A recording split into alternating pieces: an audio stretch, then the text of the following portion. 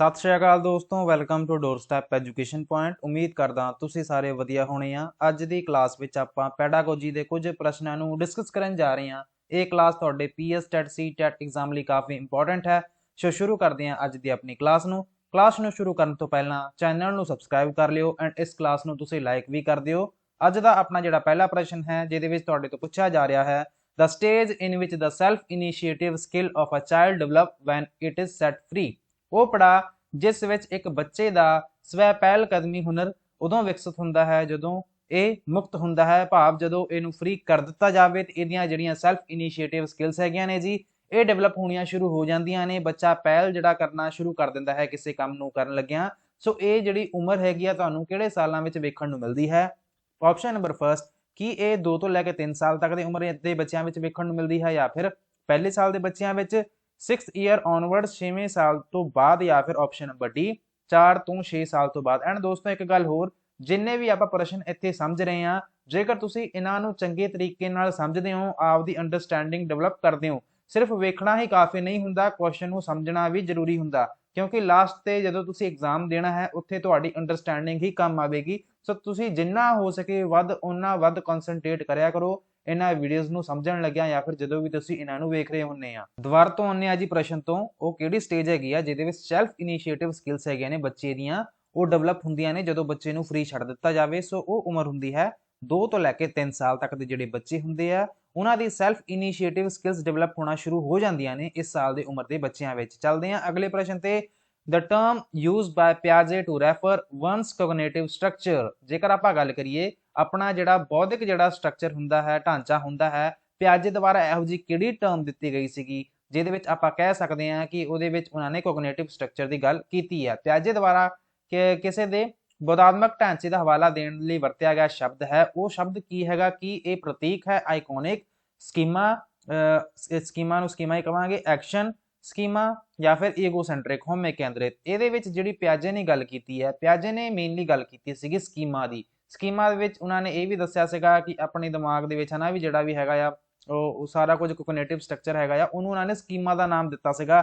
ਮਤਲਬ ਜਿਹੜੀਆਂ ਵੀ ਸਾਰੀ ਇਨਫੋਰਮੇਸ਼ਨ ਆਪਣੀ ਜਿਹੜੀ ਸਟੋਰ ਹੁੰਦੀ ਹੈ, ਜਿਹੜੀਆਂ ਵੀ ਚੀਜ਼ਾਂ ਆਪਾਂ ਸਿੱਖ ਰਹੇ ਹਾਂ, ਇਹ ਸਾਰੀਆਂ ਚੀਜ਼ਾਂ ਕਿੱਥੇ ਸਟੋਰ ਹੁੰਦੀਆਂ ਨੇ? ਇਹ ਸਾਰੀਆਂ ਚੀਜ਼ਾਂ ਆਪਣੇ ਸਕੀਮਾ ਵਿੱਚ ਸਟੋਰ ਹੁੰਦੀਆਂ ਨੇ। ਐਂਡ ਇਹ ਟਰਮ ਦਿੱਤੀ ਸੀਗੀ ਪਿਆਜੇ ਦੁਆਰਾ, ਜੀਨ ਪਿਆਜੇ ਦੁਆਰਾ ਇਹ ਜਿਹੜੀ ਟਰਮ ਹੈ ਇਹ ਦਿੱਤੀ ਗਈ ਸੀਗੀ। ਆਪਸ਼ਨ ਨੰਬਰ ਬੀ ਨੂੰ ਟਿਕ ਕਰਨ ਤੋਂ ਬਾਅਦ ਚੱਲਦੇ ਹਾਂ ਅਗਲੇ ਪ੍ਰਸ਼ਨ ਤੇ। ਅਗਲਾ ਜਿਹੜਾ ਪ੍ਰਸ਼ਨ ਹੈ, how many stages are there in the psycho social growth of a man according to Erikson. ਇੱਥੇ ਐਰਿਕਸਨ ਤੋਂ ਰਿਲੇਟਡ ਇੱਕ ਪ੍ਰਸ਼ਨ ਪੁੱਛਿਆ ਜਾ ਰਿਹਾ ਹੈ।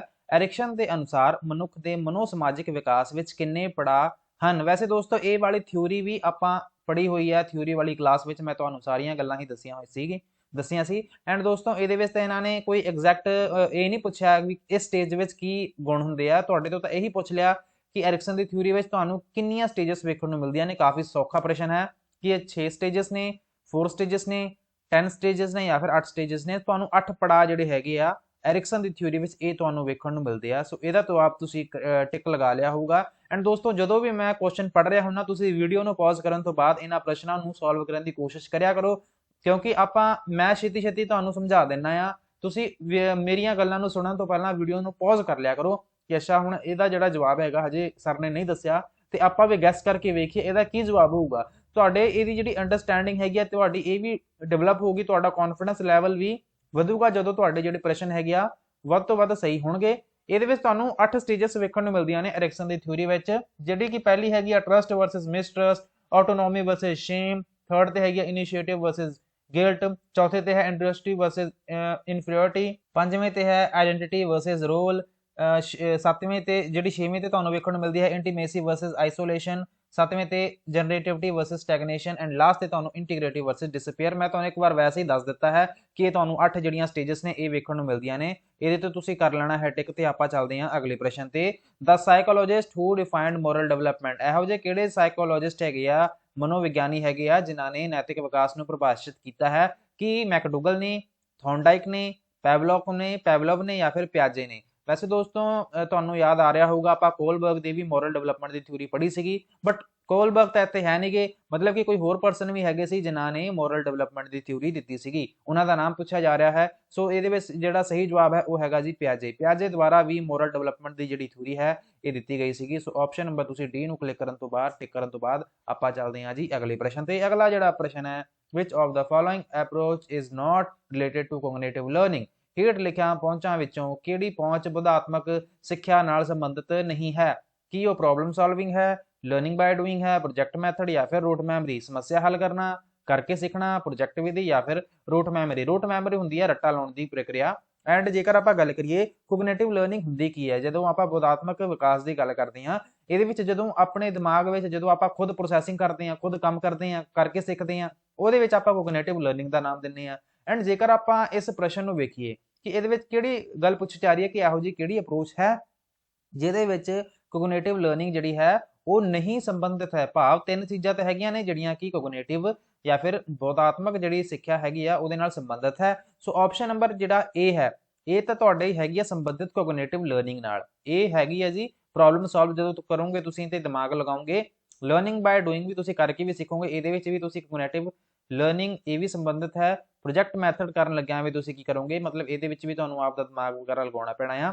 ਬਰੱਟਾ ਮਾਰਨ ਲਈ ਮੈਨੂੰ ਲੱਗਦਾ ਨਹੀਂ ਵੀ ਇਹ ਤੁਹਾਡਾ ਜਿਹੜਾ ਜਵਾਬ ਹੋਊਗਾ ਜੀ ਇਹ ਤੁਹਾਡਾ ਸਹੀ ਹੋਣਾ ਹੈ, ਕਿਉਂਕਿ ਇਹ ਜਿਹੜੀ ਅਪਰੋਚ ਹੈ ਇਹ ਕੋਗਨੀਟਿਵ ਲਰਨਿੰਗ ਨਾਲ ਸੰਬੰਧਿਤ ਨਹੀਂ ਹੈ, ਇਹ ਤਾਂ ਜਸਟ ਤੁਸੀਂ ਰੱਟਾ ਹੀ ਮਾਰ ਰਹੇ ਹੋ ਨਾ। ਸੋ ਰੂਟ ਮੈਮਰੀ ਜਿਹੜੀ ਤੁਹਾਡੀ ਹੁੰਦੀ ਆ ਇਹਨੂੰ ਆਪਾਂ ਕੋਗਨੀਟਿਵ ਲਰਨਿੰਗ ਅਪਰੋਚ ਵਿੱਚ ਇਹਨੂੰ ਸ਼ਾਮਿਲ ਨਹੀਂ ਕਰਦੇ। ਆਪਸ਼ਨ ਨੰਬਰ ਤੁਸੀਂ ਡੀ ਨੂੰ ਕਰ ਲਓ ਟਿਕ ਤੇ ਆਪਾਂ ਇਸ ਦੇ ਨਾਲ ਹੀ ਚੱਲਦੇ ਹਾਂ ਜੀ ਅਗਲੇ ਪ੍ਰਸ਼ਨ ਤੇ। ਅਗਲਾ ਪ੍ਰਸ਼ਨ ਤੁਹਾਡੇ ਤੋਂ ਕੀ ਡਿਮਾਂਡ ਕਰ ਰਿਹਾ ਹੈ, ਪਿਆਜੇ ਪ੍ਰਿੰਸੀਪਲ ਇਜ਼ ਰਿਲੇਟਡ ਟੂ ਚਾਈਲਡਸ, ਕਿ ਪਿਆਜੇ ਦਾ ਜਿਹੜਾ ਸਿਧਾਂਤ ਹੈਗਾ ਆ ਉਹ ਮਤਲਬ ਕਿਹਦੇ ਨਾਲ ਸੰਬੰਧਿਤ ਹੈ। ਇਹ ਕਾਫੀ ਵਾਰ ਪ੍ਰਸ਼ਨ ਵੈਸੇ ਕਰ ਚੁੱਕੇ ਹਾਂ, ਬਟ ਫਿਰ ਵੀ ਮੈਂ ਰਿਵੀਜ਼ਨ ਲਈ ਇਹੋ ਜਿਹੇ ਪ੍ਰਸ਼ਨ ਐਡ ਕਰ ਦਿੰਦਾ ਹੁੰਨਾ ਕਿ ਆਪਣੇ ਪਿਆਜੇ ਨੇ ਕਾਹਦੀ ਥਿਊਰੀ ਦਿੱਤੀ ਹੈ, ਕਿ ਉਹ ਸਾਈਕੋਲੋਜੀਕਲ ਡਿਵੈਲਪਮੈਂਟ ਦੀ ਥਿਊਰੀ ਦਿੱਤੀ ਹੈ, ਮਨੋਵਿਗਿਆਨਿਕ ਵਿਕਾਸ ਦੀ, ਜਾਂ ਫਿਰ option number B emotional development ਦੀ, ਇਮੋਸ਼ਨਲ ਫੀਲਿੰਗਸ ਦੀ, ਭਾਵਨਾਤਮਕ ਭਾਵਨਾਵਾਂ ਦੀ, ਜਾਂ ਫਿਰ ਕੋਗਨੀਟਿਵ ਡਿਵੈਲਪਮੈਂਟ ਬੋਧਾਤਮਕ ਵਿਕਾਸ ਦੀ, ਜਾਂ ਫਿਰ option number D physical development ਸਰੀਰਕ ਵਿਕਾਸ ਦੀ। ਸੋ ਦੋਸਤੋ ਤੁਹਾਨੂੰ ਸਾਰਿਆਂ ਨੂੰ ਹੀ ਪਤਾ ਆ ਪਿਆਜੇ ਦੀ ਜਿਹੜੀ ਪ੍ਰਿੰਸੀਪਲ ਹੈ, ਪਿਆਜੇ ਦਾ ਜਿਹੜਾ ਵਿਕਾਸ ਦਾ ਸਿਧਾਂਤ ਹੈ, ਮੈਨੂੰ ਲੱਗਦਾ ਇੱਥੇ ਡਿਵੈਲਪਮੈਂਟ ਹੋਣਾ ਸੀਗਾ, ਮੇਰੇ ਤੋਂ ਭੁਲੇਖੇ ਨਾਲ ਨਾ ਇੱਥੇ ਉਹ ਲਾਈਨ ਜਿਹੜੀ ਹੈਗੀ ਆ ਮਿਸ ਹੋ ਗਈ, ਪਿਆਜੇ ਡਿਵੈਲਪਮੈਂਟ ਦੀ ਗੱਲ ਕੀਤੀ ਜਾ ਰਹੀ ਹੋਣੀ ਹੈ। ਐਨੀਵੇ ਤੁਸੀਂ ਉਹਨੂੰ ਇਗਨੋਰ ਕਰੋ, ਜਿਹੜਾ ਮਤਲਬ ਪਿਆਜੇ ਦੀ ਜਿਹੜੀ ਗੱਲ ਕੀਤੀ ਜਾਂਦੀ ਹੈ ਇਹ ਮੇਨਲੀ ਆਪਾਂ ਕਰਦੇ ਹਾਂ ਕੋਗਨੀਟਿਵ ਡਿਵੈਲਪਮੈਂਟ ਦੀ ਥਿਊਰੀ ਇਹਨਾਂ ਵੱਲੋਂ ਦਿੱਤੀ ਗਈ ਸੀਗੀ। ਆਪਸ਼ਨ ਨੰਬਰ ਤੁਸੀਂ ਸੀ ਨੂੰ ਤੋਂ ਕਰ ਲਓਗੇ ਟਿਕ ਤੇ ਆਪਾਂ ਚੱਲਦੇ ਹਾਂ ਜੀ ਅਗਲੇ ਪ੍ਰਸ਼ਨ ਤੇ। ਅਗਲਾ ਜਿਹੜਾ ਪ੍ਰਸ਼ਨ ਹੈ ਜੀ ਜਿਹਦੇ ਵਿੱਚ ਤੁਹਾਡੇ ਤੋਂ ਪੁੱਛਿਆ ਜਾ ਰਿਹਾ ਹੈ, name of the mental conflicts are, ਤੁਹਾਨੂੰ ਕਿੰਨੇ ਤਰ੍ਹਾਂ ਦੇ ਜਿਹੜੇ ਮੈਂਟਲ ਕਨਫਲਿਕਟਸ ਨੇ ਇਹ ਵੇਖਣ ਨੂੰ ਮਿਲਦੇ ਨੇ।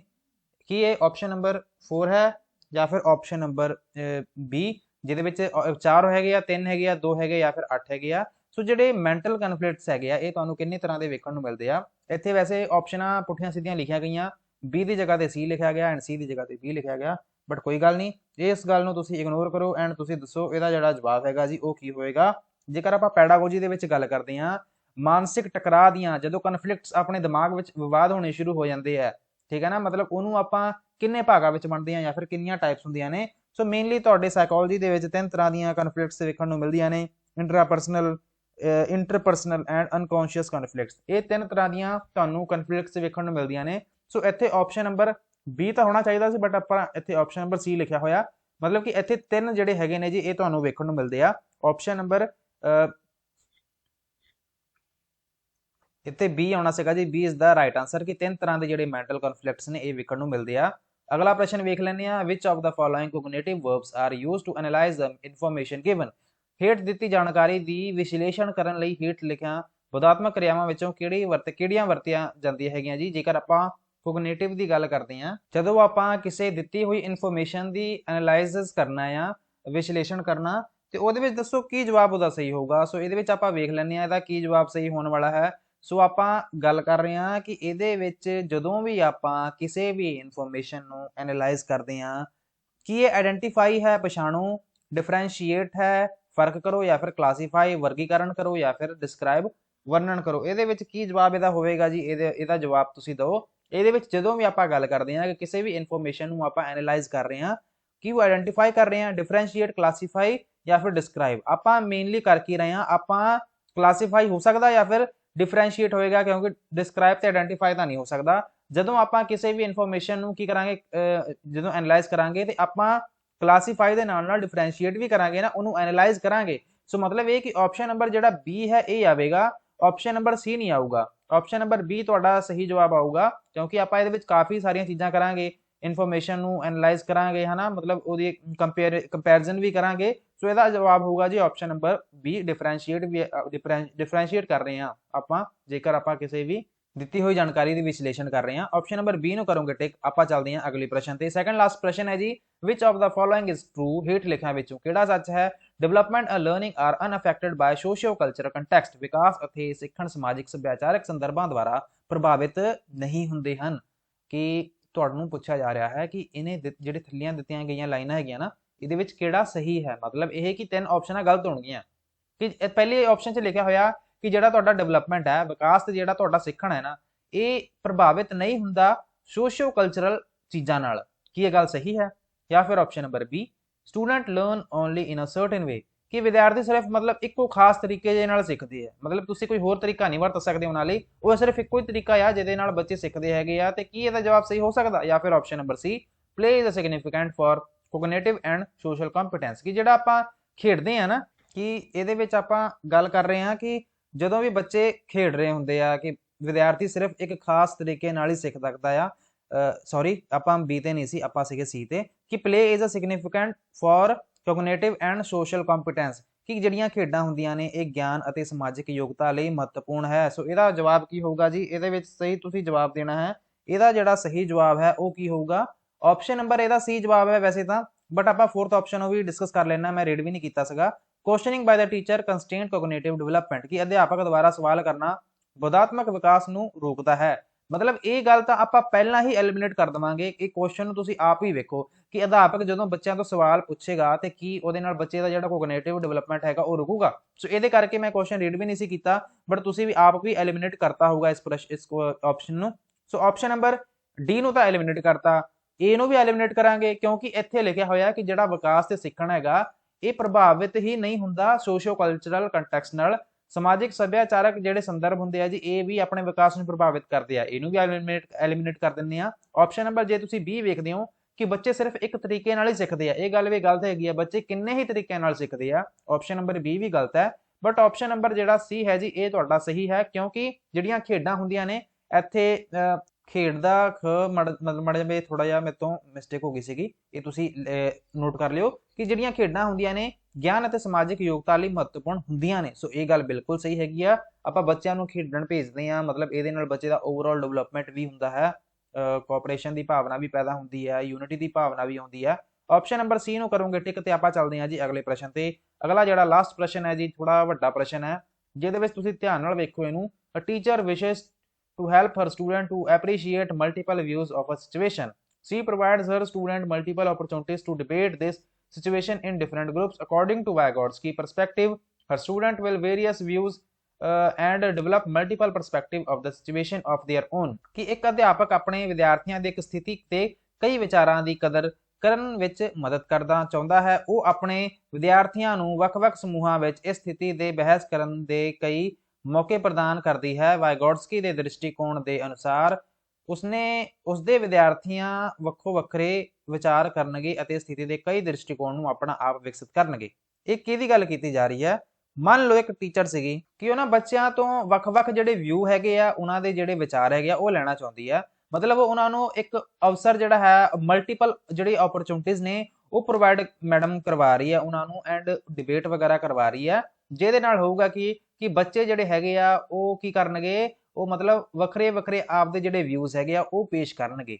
ਮਤਲਬ ਇੱਥੇ ਬੱਚੇ ਜਿਹੜੇ ਵੀ ਵਿਊਜ਼ ਹੋਣਗੇ ਉਹ ਆਪ ਹੀ ਬਣਾਉਣਗੇ ਸਿਚੁਏਸ਼ਨ ਦੇ ਅਕੋਰਡਿੰਗ। ਜਿਹੜੇ ਵੀ ਮਲਟੀਪਲ ਪਰਸਪੈਕਟਿਵ ਜਾਂ ਫਿਰ ਵਿਊਜ਼ ਬਣਾ ਰਹੇ ਆ ਉਹ ਕੀ ਚੀਜ਼ ਹੈ ਅਕੋਰਡਿੰਗ ਟੂ ਵੈਗੋਟਸਕੀ, ਕੀ ਇਹ ਇੰਟਰਨਲਾਈਜ਼ ਹੈ, ਕੀ ਉਹ ਕੰਸਟਰਕਟ ਹੈ, ਜਾਂ ਫਿਰ ਆਪਰੇਸ਼ਨਲਾਈਜ਼ ਹੈ, ਜਾਂ ਫਿਰ ਰੈਸ਼ਨਲਾਈਜ਼ ਹੈ। ਜਦੋਂ ਬੱਚੇ ਕੀ ਕਰ ਰਹੇ ਆ, ਬੱਚਿਆਂ ਨੂੰ ਜਦੋਂ ਮੌਕਾ ਮਿਲ ਰਿਹਾ ਆਪਦੇ ਵਿਚਾਰ ਪੇਸ਼ ਕਰਨ ਦਾ, ਮਤਲਬ ਕਿ ਉਹ ਇੱਕ ਦੂਜੇ ਦੇ ਵਿਚਾਰ ਸੁਣ ਵੀ ਰਹੇ ਆ, ਬਾਕੀ ਬੱਚਿਆਂ ਦੇ ਉਹਨਾਂ ਨੂੰ ਵੀ ਬੋਲਣ ਦਾ ਮੌਕਾ ਮਿਲ ਰਿਹਾ, ਓਪਰਚੁਨਿਟੀਜ਼ ਮਿਲ ਰਹੀਆਂ ਨੇ, ਐਂਡ ਉਹਨਾਂ ਦਾ ਮਲਟੀਪਲ ਪਰਸਪੈਕਟਿਵ ਵੀ ਡਿਵੈਲਪ ਹੋ ਰਿਹਾ। ਸੋ ਇਹਦੇ ਵਿੱਚ ਉਹ ਕਰ ਕੀ ਰਹੇ ਆ? ਕੰਸਟਰਕਟ ਕਰ ਰਹੇ ਆ ਜਾਂ ਫਿਰ ਆਪਰੇਸ਼ਨਲਾਈਜ਼ ਕਰ ਰਿਹਾ, ਰੈਸ਼ਨਲਾਈਜ਼ ਕਰ ਰਿਹਾ। ਇਹਦੇ ਵਿੱਚ ਮੇਨਲੀ ਜਿਹੜਾ ਸਹੀ ਜਵਾਬ ਹੋਊਗਾ ਉਹ ਹੈਗਾ ਜੀ ਇੰਟਰਨਲਾਈਜ਼। ਮਤਲਬ ਜੋ ਕੁਝ ਵੀ ਉੱਥੇ ਚੀਜ਼ਾਂ ਦੱਸੀਆਂ ਜਾ ਰਹੀਆਂ ਨਾ ਉਹਨਾਂ ਨੂੰ ਇੰਟਰਨਲਾਈਜ਼ ਕਰ ਰਹੇ ਆ, ਐਨਾਲਾਈਜ਼ ਕਰ ਰਹੇ ਆ। ਜਿਹੜੀਆਂ ਵੀ ਚੀਜ਼ਾਂ ਉਹ ਸੁਣ ਰਹੇ ਆ ਉਹਨਾਂ ਨੂੰ ਮਤਲਬ ਨਾ ਵੀ ਆਪਦੇ ਦਿਮਾਗ ਵਿੱਚ ਉਹ ਕੀ ਕਰ ਰਹੇ ਆ, ਉਹਨਾਂ ਨੂੰ ਰੀਅਲ ਲਾਈਫ ਸਿਚੁਏਸ਼ਨ ਨਾਲ ਸੋਚ ਕੇ ਵੇਖ ਰਿਹਾ, ਸੋ ਇੰਟਰਨਲਾਈਜ਼ ਕਰ ਰਿਹਾ ਸਾਰੀਆਂ ਹੀ ਗੱਲਾਂ ਨੂੰ। ਸੋ ਆਪਸ਼ਨ ਨੰਬਰ ਏ ਨੂੰ ਤੁਸੀਂ ਟਿਕ ਕਰ ਲਓ ਤੇ ਇਹ ਅੱਜ ਦਾ ਆਪਣਾ ਲਾਸਟ ਪ੍ਰਸ਼ਨ ਸੀ। 10 ਦੇ ਵਿੱਚੋਂ ਤੁਹਾਡੇ ਇੱਥੇ ਕਿੰਨੇ ਨੰਬਰ ਆਏ ਨੇ ਇਹਦੇ ਬਾਰੇ ਤੁਸੀਂ ਜਰੂਰ ਦੱਸਿਓ। ਐਂਡ ਦੋਸਤੋ ਸੈਸ਼ਨ ਜੇ ਪਸੰਦ ਆਇਆ ਹੋਵੇ ਤਾਂ ਜਿਹੜਾ ਲਾਈਕ ਦਾ ਬਟਨ ਹੈ ਜੀ ਇਹ ਜਰੂਰ ਤੁਸੀਂ ਪ੍ਰੈਸ ਕਰ ਦਿਓ, ਐਂਡ ਨਾਲ ਜਿਹੜਾ ਸਬਸਕ੍ਰਾਈਬ ਦਾ ਬਟਨ ਹੈ ਇਹਨੂੰ ਪ੍ਰੈਸ ਕਰਨਾ ਬਿਲਕੁਲ ਵੀ ਨਾ ਭੁੱਲਿਓ। ਦੋਸਤੋ ਕਮੈਂਟ ਜਰੂਰ ਕਰਕੇ ਜਾਇਆ ਕਰੋ ਕਿ ਤੁਹਾਨੂੰ ਕਲਾਸ ਕਿਹੋ ਜਿਹੀ ਲੱਗੀ ਹੈ, ਜਿਹਦੇ ਨਾਲ ਮੇਰਾ ਮੋਟੀਵੇਸ਼ਨ ਲੈਵਲ ਜਿਹੜਾ ਹੈਗਾ ਜੀ ਉਹ ਵੀ ਕਾਫੀ ਜ਼ਿਆਦਾ ਬੂਸਟ ਹੋ ਜਾਂਦਾ। ਸੋ ਇਸ ਦੇ ਨਾਲ ਹੀ ਕਲਾਸ ਨੂੰ ਕਰਦੇ ਹਾਂ ਖਤਮ। Thank you so much for watching. God bless you all.